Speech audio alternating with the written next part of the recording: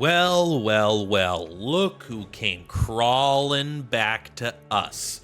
Minami slash Marion is added back into the game as a rerun banner. And before anyone gets excited, this still requires platinum tickets. She is not, as far as I can tell, in the standard banner yet. And I'm sure if I come up here and take a look, she is not in here. I mean, you could always take a look. There's only the same 5, right? 1, 2, 3, 4, 5. So the same standard banner as when the game launched. And what I want to answer today is, should you pull for her? And just to pad the video with a little bit of time, we might remind people exactly what it is she does. So we're not going to get too deep into it, but let's just quickly go look at her kit. And then I will, well, before we even do that, well, I guess maybe we can end the video with that. Should you pull for her? Look, if you don't want me to waste your time, the answer is, at this point, I probably wouldn't, even though I think it is dependent on you as an individual. So here's the thing.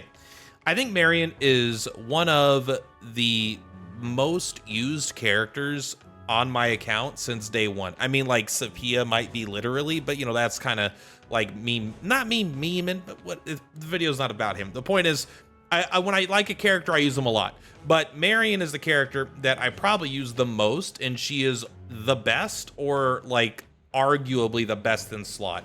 She is just like, she has teams she goes into, right? She's good on a blessed team. She's decent on a team that cares about having high HP. She's even decent in like a Fox style team. But honestly, it just doesn't really matter. She's just good in every team in the entire game, always, especially when you get her dupe. But we'll talk about that when we get into the kit. So why should you, let me make a case for why you should pull her, and then why you shouldn't, because I'm erring on the side of should not. But why you should pull her is, if you haven't done any pulls yet in this game, you're not really that excited for the upcoming character, the guy that does bleed damage, and you just want a generically useful, not a carry, but a character that just is like a god in keeping your team alive. Also, I think it's the only character currently that could remove debuffs. She's made the game way easier. One of my most units, very powerful. The only reason why I think, like, if this was a normal character that just got released, I would say that it's probably a good idea to pull on her. But this is a rerun. They've already told us that they're going to add her into the general pool at the 6th month. So the game is going on 4 months right now. Maybe 3.5 months, something like that. So it's really like we're already halfway through to when they're just going to add her back into the game in a standard banner. Now, this is important. When she's in the standard banner, you do not have a guarantee to get her. Like, every time you get a 5-star, she'll still be diluted by you'll likely be able to get a copy of her at some point. Like, I've gotten all 5 of the 5-stars, but I have an A5 on and an A0 Haruna, or an A1 Haruna, and an A1, A2. So, like, even though I've gotten them all, like, if you add Marion, there's no guarantee that you're going to get her in hundreds and hundreds and hundreds of pulls, right? So do keep that in mind. But at this point, I mean, the older the game gets, the more I think she's likely to fall off. But I still think she's good. But look, at the end of the day, I'm really, really, really, really happy I have her, and I use her all the time. She might be literally my most used character, or at least my most used not DPS character. But at the same time, she's going to be added to the standard banner before too long. And characters like Futaba are coming up, so you might want to hold on to her for that. So why do I like her so much? So at the end of the day, really, it's going to be up to you, right? It depends. Would I pull on her if I didn't have her? Yes. But that doesn't mean I recommend other people do, because I don't know your currency situation. I guess I kind of always assume people are free to play, even though not really. Like, I don't literally think they're free to play, but like, I kind of offer my advice as if someone's a light spender to a free to play. And a light spender or free to play, if you've already skipped the character up to this point, I think you just keep skipping, get the more meta defining characters like Futaba when she comes out, and Haru probably. And if you didn't get Cord, you know, like that kind of stuff. She's very good, but let's not glaze too hard at the same time.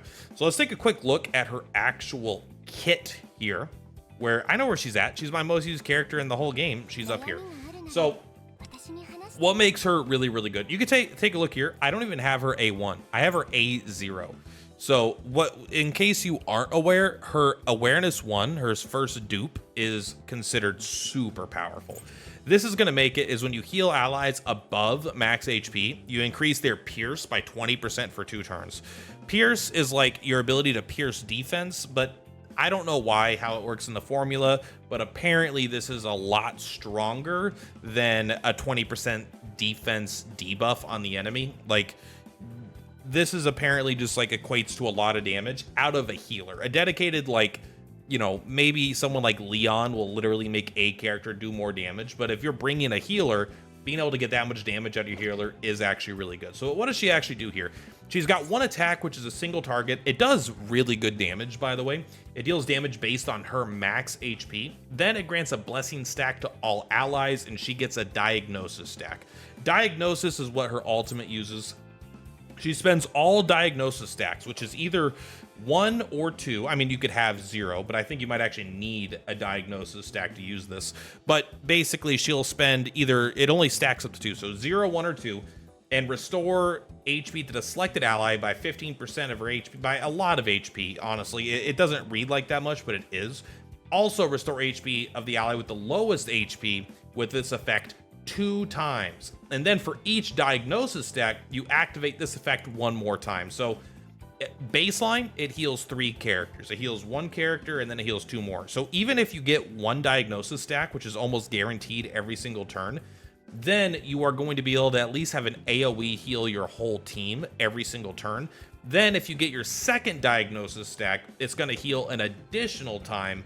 And then for each stack spent, increase the max HP of allies. So you want to use 2 because it'll give you more heals, more triggers of healing max, you know, characters above their max, and give people more max HP.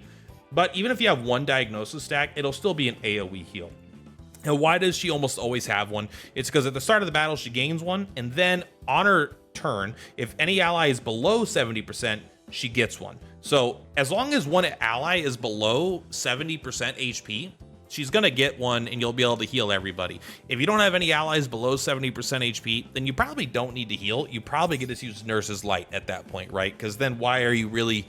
You could heal to keep the HP up or whatever, but it is a little annoying that this isn't always a heal everybody, but it's effectively a heal everybody. So these are the skills used the most. However, do not forget about her healing too. So this cures 2 debuffs. That is massive. Restore HP equal to a shit ton, and to the ally with the lowest HP, and 1 selected ally, and cure 2 debuffs. There is very few cure debuffs in this game, so this is not very good if you need to heal your whole team. But if you need to heal 1 specific target or 2 specific targets, or you need to remove debuffs, because this will also give you diagnosis stacks, which is awesome because you want to be able to use Compassionate Cure pretty much all the time, then this is really good. It's really good to get rid of debuffs. I don't even think there's another way to do it. I know there's things like Unicorn on, not Joker, on Wonder, who could like remove specific ones, and maybe there's other ones that remove specific ones, but this removes all of them. And it removes 2 debuffs too. So, I mean, that's basically a cleanse in most fights. Then it also gives them healing over the next few turns. So all 3 of her skills are very good. This is a very good, this is a very reasonable damage skill, but because of the revelation, when she uses it, it also lowers defense. So overall, very good skill, does more damage than you would think.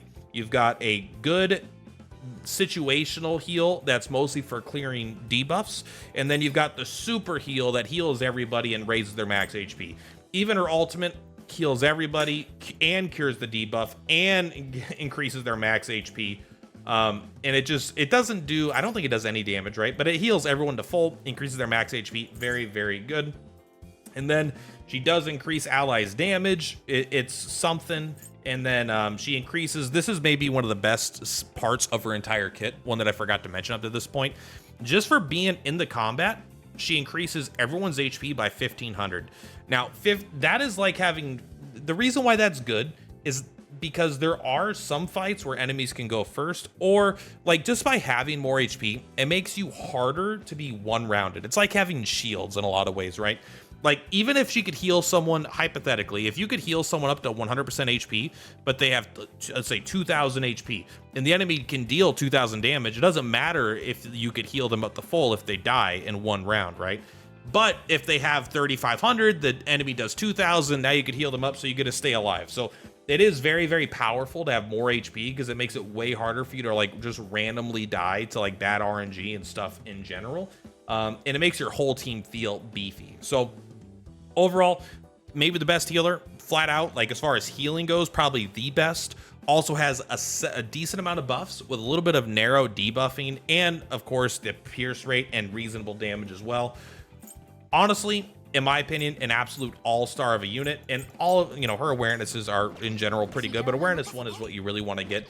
So if this is a character that you don't have at all, I would be interested, honestly, but I still think that there's probably better coming up, and she will be added to the standard banner. So I would just save all of your normal tickets, save them all, because hopefully or not, I don't know, but I suspect they're only going to add her to the standard banner at first instead of multiple characters. And so you'll have a pretty reasonable chance. As each character gets added to the standard banner, it'll be harder and harder and harder to actually get the character you want.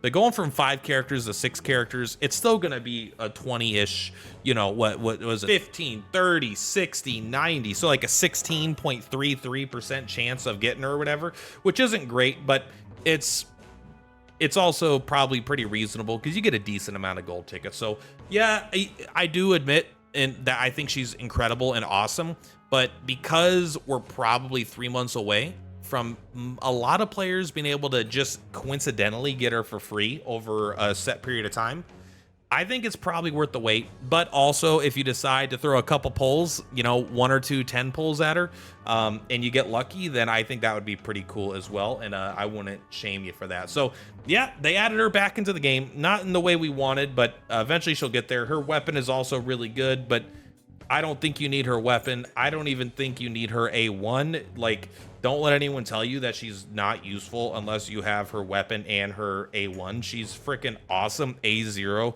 with her 4-star weapon. She just is. So that's all for this one, guys. Much love for Platypus, for Platypus. I'll see you on the next one. Bye.